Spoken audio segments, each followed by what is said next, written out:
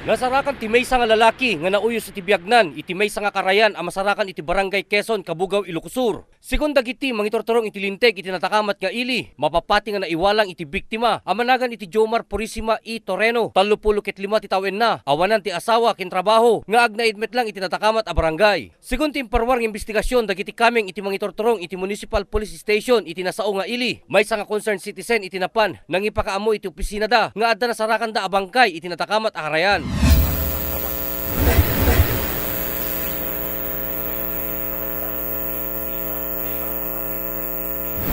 Pinasagitan pa iti natakamat ko opisyal nga ti biktima ani Purisima ket iso iti masuspecha nga nang papatay iti maysa nga lalaki a nasarakan da iti barangay Pugos, Kabugaw idi napalpalabas nga bulan.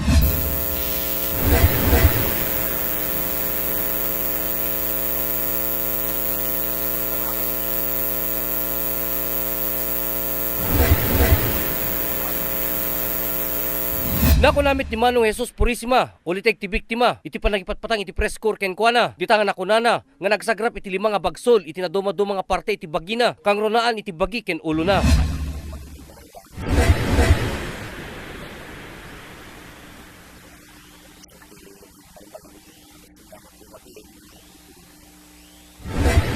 Iti tuttudo dagiti napanawan ti biktima nga masuspecha ket ti kabsat iti lalaki nga nakasuspetsaan iti biktima nga pinatay na. Gapuanan ta isula iti kadwa na iti biktima sakbay a masarakan iti bangkay na.